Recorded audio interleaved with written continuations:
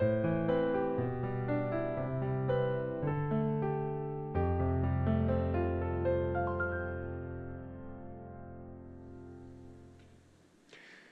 오늘도 매일 주신 기도에 나오신 여러분 모두를 환영하고 축복합니다. 오늘 1월 17일 금요일인데요. 하나님의 은혜를 간구하며 나아가겠습니다. 참 좋으신 주님, 이 아침 우리를 깨워 예배의 자리로 나오게 하시니 감사를 드립니다. 주께서 우리에게 행하신 일들을 묵상해 봅니다. 주님은 우리를 사랑하셔서 하늘에서 땅으로 오셨습니다. 우리를 사랑하셔서 영에서 육의 모습으로 오셨습니다. 우리와 같은 배고픔을 겪으시고 추위를 겪으시고 아픔과 슬픔을 체휼하셨습니다. 그리고 우리를 위해 모진 고난을 견디시고 십자가에 매달리셨습니다. 우리를 위해 죄와 사망의 권세와 싸워 이기신 주님을 찬양합니다. 하나님께서 이루신 일들을 묵상하며 주를 예배하고 찬양하고 승리하는 삶을 살아갈 수 있는 주의 자녀가 되게 하여 주옵소서. 주님, 여성질환으로 항암 치료를 하는 성도가 있습니다. 4번의 항암을 마치면 가슴 절제 수술을 받아야 한다고 합니다. 어머니의 투병을 바라보는 딸의 마음은 무너지기만 합니다. 하나님, 어머니에게 치유의 은총을 허락하여 주옵소서. 먹먹해진 딸의 마음에 빛과 소망을 허락하여 주시고 이 시간 하나님을 의지하며 주께 기도하며 나아갈 수 있도록 인도하여 주옵소서. 3주 후면 우리 청년들이 베트남 단기 선교를 떠납니다. 그곳에서 만나 하나님을 생각하며 이 땅의 아이들과 피해 입은 이웃들을 생각하며 열심히 선교 준비를 하고 있습니다. 준비하는 과정에서 청년들이 하나님의 사랑을 깊이 맛보게 해주시고 팀이 더욱 하나 된 공동체가 되게 하여 주옵소서. 그래서 하나님의 사랑이 선교팀을 통해 그 땅에 차고 넘쳐 흐를 수 있게 하여 주옵소서. 주님, 이스라엘과 하마스가 지난 15개월간의 전쟁을 멈추고 휴전에 들어가게 되어 감사합니다. 앞으로 단계적 협상이 잘 이루어져서 인질로 잡혀간 이들이 가족의 품으로 돌아오게 해 주십시오. 이 협상을 발판으로 그 땅의 포성이 그치고 영구적인 평화가 그 땅에 정착할 수 있기를 간절히 소망합니다.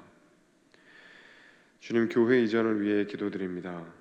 때로 우리가 갈 곳을 잃고 광야에 있는 것 같은 생각이 들 때가 있습니다. 하지만 이제 곧 주님께서 보여주시는 곳이 있으리라 믿고 주님의 손끝을 바라봅니다. 우리가 다시 예배드림의 기쁨을 회복하고 자녀들을 말씀으로 양육할 수 있는 처소를 주께서 허락하여 주옵소서. 그래서 그곳에서 다시 한번 하나님께서 주인 되시는 아름다운 교회를 일구어 가게 하여 주옵소서. 이제 말씀 앞으로 나아가오니 우리 영혼의 귀를 활짝 열고 주님의 말씀에 청종케 하여 주옵소서. 감사드리며 예수님의 이름으로 기도드립니다. 아멘. 네, 오늘 하나님께서 우리에게 주시는 말씀은 여호수아 10장 29절에서 43절까지의 말씀입니다. 한 절씩 한 절씩 교독하도록 하겠습니다.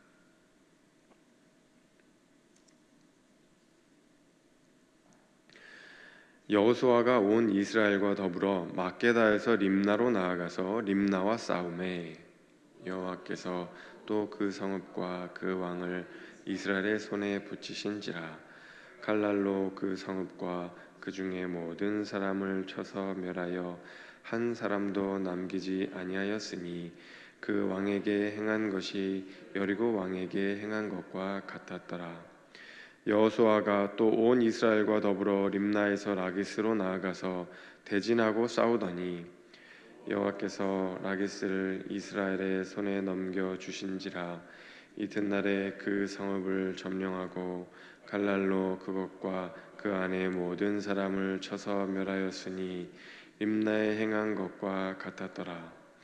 그때 게살왈 호람이 라기스를 도우려고 올라오므로 여호수아가 그와 그의 백성을 쳐서 한 사람도 남기지 아니하였더라. 여호수아가 온 이스라엘과 더불어 라기스에서 에글론으로 나아가서 대진하고 싸워 그날에 그 성읍을 취하고 칼날로 그것을 쳐서 그 중에 있는 모든 사람을 당일에 진멸하여 바쳤으니 라기스에 행한 것과 같았더라. 여호수아가 또 온 이스라엘과 더불어 에글론에서 헤브론으로 올라가서 싸워 그 성읍을 점령하고 그것과 그 왕과 그 속한 성읍들과 그 중에 모든 사람을 칼날로 쳐서 하나도 남기지 아니하였으니 그 성읍들과 그 중에 모든 사람을 진멸하여 바친 것이 에글론에 행한 것과 같았더라. 여호수아가 온 이스라엘과 더불어 돌아와서 드빌에 이르러 싸워 그 성읍과 그 왕과 그 속한 성읍들을 점령하고 칼날로 그 성읍을 쳐서 그 안에 모든 사람을 진멸하여 바치고 하나도 남기지 아니하였으니 드빌과 그 왕에게 행한 것이 헤브론에 행한 것과 같았으며 림나와 그 왕에게 행한 것과 같았더라.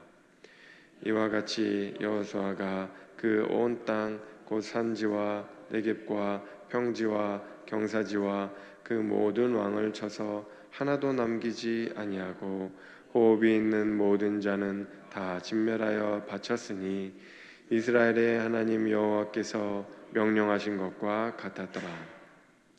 또 여호수아가 또 가데스 바네아에서 가사까지와 온 고센 땅을 기브온에 이르기까지 치매 이스라엘의 하나님 여호와께서 이스라엘을 위하여 싸우셨으므로 여호수아가 이 모든 왕들과 그들의 땅을 단번에 빼앗으니라. 다 같이 읽겠습니다. 여호수아가 온 이스라엘과 더불어 길갈 진영으로 돌아왔더라. 아멘. 아멘. 네, 여러분 여호수아 10장 말씀을 우리가 계속해서 이제 읽어 나가며 묵상을 하고 있습니다.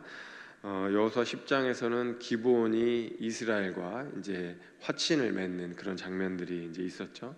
하나님께 투항하고 하나님의 민족 가운데 이제 화친을 맺는 장면들을 우리가 이제 9장, 10장 이렇게 이제 살펴보았습니다. 우리가 하나님을 가까이 하려고 할 때 사단도 우리를 가만히 내버려 두지 않는다. 이제 그런 내용들을 살펴보았어요. 그러니까 기브온이 하나님께 가까이 나아오려고 할 때 물론 그 과정에서 속임 수도 있고 잘못된 내용도 있었지만 어쨌든 그렇게 하려고 할 때 가나안의 남부 지역 연합군이 이제 그것을 도저히 용납할 수 없다 그러면서 기브온을 이제 공격하려는 그런 내용들을 보면서 우리가 그런 영적인 가르침들을 우리가 배울 수 있었습니다. 영적 전쟁이 시작이 되는구나. 우리가 하나님의 임재를 맛보고 하나님께 가까이 나려고 할 때 사단은 우리를 공격하는구나. 이제 그 내용들을 우리가 함께 살펴보았습니다. 그래서 영적 전쟁이 보통은 한 세 가지 단계가 있다는 것을 우리가 살펴보았죠. 첫 번째가 무엇이었냐면 능력, 파워, 그렇죠? 그래서 출애굽을 할 때도 하나님께서 10가지 재앙을 일으키시는 것들을 통해서 하나님의 능력을 보여주셨고 이 능력과 관련된 대결이 있다는 것을 살펴보았죠. 두 번째로는 뭐가 있었냐면 진리, 말씀, 그러니까 우리의 가치관이라고 할 수 있는 것들을 사탄은 흐려놓으려고 합니다. 그래서 교회의 잘못된 가르침 혹은 성경을 제대로 못 배우게끔 교회를 이렇게 막 혼란시켜 놓는 거죠. 막 서로 싸우게 만들고 갈등하게 만들고 여러 가지 이슈들로 하나님의 말씀이 제대로 선포되지 못하게 하는 거죠. 또 심지어는 신학교에 막 그런 하나님의 말씀을 제대로 배울 수 없도록 그런 이제 잘못된 가르침이나 어떤 제대로 교육이 이루어질 수 없게끔 하기도 하고 그런 것들을 이제 사탄 행하는 겁니다. 근데 이 모든 것들보다도 가장 중요한 어떤 영적 전쟁은 어떤 영역에서 일어난다고 했죠? 사랑, 이 애정의 영역에서 일어난다고 했어요. 그러니까 우리의 마음이 어디에 끌리는가 하는 것이죠. 세상에 끌리는가, 쾌락에 끌리는가, 돈에 끌리는가, 탐심에 끌리는가, 명예에 끌리는가 이런 것들을 우리가 살펴볼 수 있어야 하는 거죠. 우리에게 유혹이 있지만 그럼에도 불구하고 하나님께로 계속 마음이 끌리는 그런 훈련을 이 말씀과 기도를 통해서 행해야 된다는 이야기를 했었습니다. 그래서 사실 이 가나안 땅의 이 진멸에 대한 이야기, 계속해서 모든 것을 하나님께 다 내어 바치는 이런 이야기가 나오는 것도 우리가 온전히 우리 안에 남김없이 온전히 하나님을 사랑해야 한다는 것을 주님께서 가르쳐 주시기 위해서 이 영적인 가르침을 남겨놓았다라는 이야기를 계속해서 이제 드리고 있습니다. 오늘 말씀에도 보면은요, 이 진멸에 대한 이야기가 나와요. 가나안 땅에 있는 모든 민족들, 모든 땅을 다 정복하고 다 점령하는 이야기가 오늘 말씀에도 계속 이어집니다. 어제 이제 막게다굴에서 가나안 연합군 이 다섯 왕들을 이렇게 심판하는, 처단하는 그런 이제 장면들이 나왔잖아요. 근데 오늘 말씀에 보면은 그 다섯 왕들이 있는 지역과 그 나머지 지역에 대한 또 심판 이야기가 계속해서 나옵니다. 그래서 지명들이 나오는데 림나라는 지명이 나오고 라기스 나오고 게셀, 에그론, 헤브론, 드빌 이렇게 이제 이스라엘이 가나안 땅에 있는 온 산지, 평지, 경사지 하여간에 구석구석 온 땅을 다 정복하고 심판하는 이야기들이 나오고 있어요. 그리고 마지막에 42절에 하나님께서 이스라엘 백성들에게 마지막으로 42절에 이런 이야기를 하는데 42절 말씀을 제가 한번 읽어보겠습니다. 이스라엘의 하나님 여호와께서 이스라엘을 위하여 싸우셨으므로 여호수아가 이 모든 왕들과 그들의 땅을 단번에 빼앗으니라. 여호와께서 이스라엘을 위하여 싸우셨다. 여러분, 칼은 이스라엘 민족이 들었지만 사실은 누가 싸우신 거예요? 하나님께서 싸우셨다. 하나님의 도움이 없었으면 이스라엘을 이길 수 없었다. 그런 이야기를 하고 있는 거죠. 여러분, 영적 전투도 마찬가지입니다. 우리가 순종해야 하지만 사실 절대적인 도움은 여호와께로부터 온다는 것을 우리가 반드시 기억해야 하는 것이죠. 여러분, 오늘 그리고 이제까지 살펴보았던 이 여호수아 10장의 말씀을 통해서 하나님께서 우리에게 하고 싶어 하시는 이야기가 있어요. 이 진물에 대한 이야기를 통해서 하나님께서 우리에게 어떤 영적인 가르침을 주기를 원하시는가? 그것은 무엇이냐면 여전히 우리 마음 가운데 하나님께 내어놓지 못하고 있는 부분이 있지는 않은지, 여전히 우리의 삶 속에 하나님께 내어드리지 않고 있는 부분이 있지는 않은지 돌아보라는 거예요. 그래서 이렇게 여호수아와 이스라엘 민족이 구석구석을 다 돌아다니면서 전투를 일으키고 하는 것들은 우리 안에 아직도 내어놓지 못한 부분이 있지는 않은지 돌아보아야 한다는 거죠. 여러분, 혹시 내 마음 그리스도의 집이라는 책을 읽어본 적이 있으십니까? 로버트 멍어라는 사람이 쓴 아주 작은 소책자예요.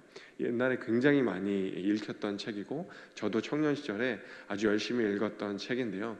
이 책의 내용은 뭐냐면요, 제목이랑 비슷해요. 내 마음 그리스도의 집. 예수 그리스도를 영접하고 우리가 그리스도를 모셔드리면 우리 마음의 집에 그리스도가 들어오시는 거잖아요. 그래서 우리 마음의 집에 그리스도를 초청해서 그리스도께 우리 집 구석구석을 보여드리는 거예요. 마음의 집을. 우리 마음의 집에 여러 가지 처소가 있을 수 있는데 집이라는 은유를 통해서 설명을 해요. 처음에 서재가 있어요. 그 다음에 뭐가 있어요? 거실이 있어요. 또 식탁이 있고 주방이 있고 또 작업실이 있고 또 이제 오락을 하는 그 이제 오락실도 있고 이제 잠잘 수 있는 침실도 있고 그 구석구석을 이렇게 돌아다녀요. 그러면서 그곳에 나의 주도권을 내려놓고 하나님께 다 맡기고 하나님께서 주인 되십니다. 이 부분을, 이 영역을 다스려 주옵소서. 그렇게 이제 내 마음의 집에 그리스도의 그런 그 주인 되심을 인정하는 그런 이제 책이에요. 근데 이제 이 책에 다 이제 뭐 주방, 침실, 뭐 서재 다 이제 하나님께 드리잖아요. 그리스도께. 근데 마지막 그 처소가 어딘지 아세요? 마지막까지 하나님께 이걸 드릴 수 있을까? 하나님께 이걸 보여드릴 수 있을까? 마지막에 가서야 나오는 것이 어디냐면 벽장이에요. 벽장. 벽장. 여러분, 벽장은 어딘가 좀 어두침침하고 어딘가 좀 쾌쾌하고 이상한 냄새가 납니다. 왜일까요? 왜 그곳에서 이상한 냄새가 날까요? 무언가가 죽어 있는 거죠. 그곳에서. 그래서 이상한 냄새가 나고 어둡고 쾌쾌한 냄새가 나고 이제 그런 거죠. 아무에게도 보여주고 싶지 않은 곳, 그것이 바로 여러분 벽장이라고 로버트 멍어는 이야기를 합니다. 여러분, 이 벽장이 무엇을 의미하고 상징하는지 이해하시겠어요? 벽장, 우리 마음의 집에 있는 벽장 아무에게도 보여주고 싶지 않은 것, 그건 뭐냐면 우리의 옛자가 들어있는 방이에요. 우리의 옛자, 죽어버린 우리의 옛자가 들어있는 방, 우리의 죄와 상처가 얼룩져 있어서 아무에게도 보여주고 싶지 않은 방, 그것을 마지막까지 예수님께도 보여드리고 싶지가 않은 거예요. 이걸 보면 예수님이 날 싫어하겠지, 이걸 보면 내가 죽을 것 같은 거예요. 그런데 마지막에 가서 이 사람은 그 옛자의 방을 그리스도께 내어놓고 보여드리고, 하나님, 이곳에서도 나의 주인이 되어 주옵소서, 그렇게 이제 고백을 하는 거죠. 주님께서는 그 옛자의 방에 들어가서, 벽장에 들어가서, 괜찮다, 내가 너와 함께 하겠다, 네가 빛 가운데로 나오면 내가 너를 깨끗하게 회복시킬 거야, 나와 함께 가자, 이길 수 있다, 승리할 수 있다, 그렇게 이제 약속해 주시는 것이죠.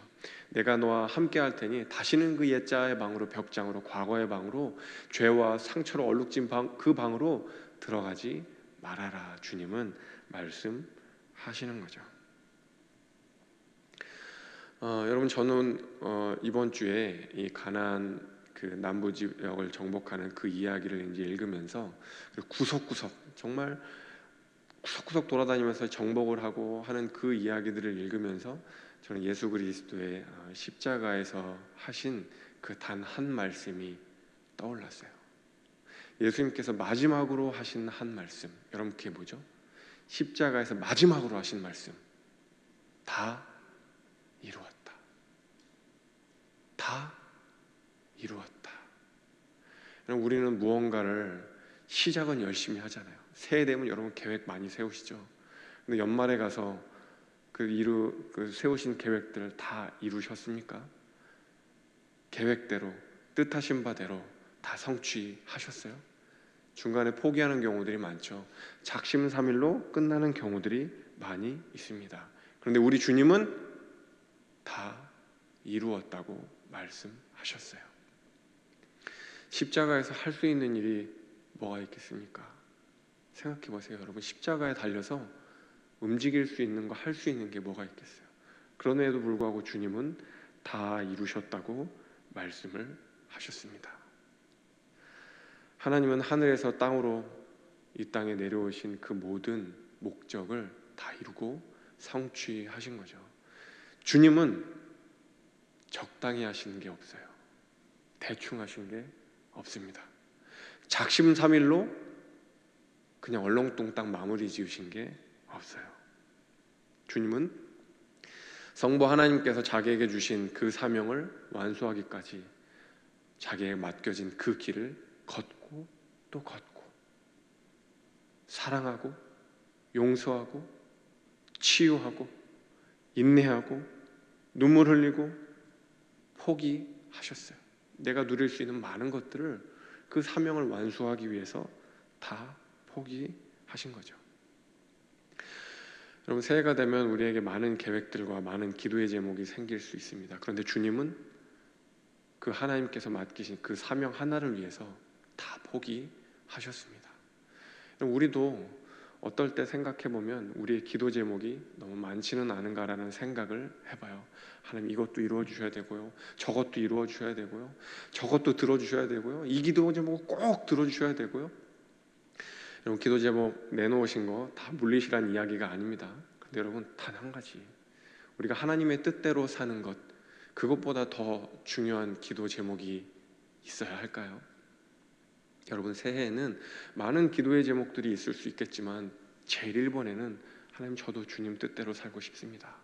그래서 예수 그리스도가 십자가에 못 박히셔서 다 이루었다, 제가 하나님의 뜻대로 순종하는 삶을 살았습니다, 다 이루었다 말씀하셨던 것처럼 우리도 연말에 가서 주님, 제가 이루지 못한 것도 많이 있지만 주님 뜻대로 살아가는 것, 순종하며 살아가는 것, 내 마음의 집을 그리스도께 드린 것, 내 마음속에 있는 벽장까지도 주님 앞에 내어드리고 하나님께 맡길 수 있었던 것, 하나님 감사합니다 라고 고백할 수 있는 우리 존귀한 성도님들 되실 수 있기를 간절히 소망합니다.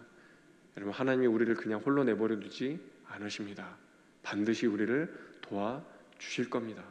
이스라엘을 위해서 싸우신 여호와 하나님께서 우리에게도 도움의 손길을 펼쳐주시리라 믿습니다.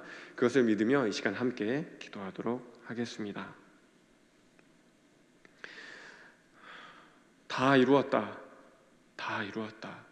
말씀하여 주시는 주님, 그 주님을 닮아갈 수 있기를 원합니다. 많은 것을 행하려 하기보다 주님의 뜻대로 살아가기를 간절히 사모하며 새해를 시작할 수 있기를 원합니다. 아직도 우리 안에 하나님께 내어드리지 못한 벽장이 있다면, 그 옛자가 있다면 하나님께 내어드리며 주님께 모든 것을 내어 맡길 수 있는 주의 백성들 될 수 있도록 도와주십시오.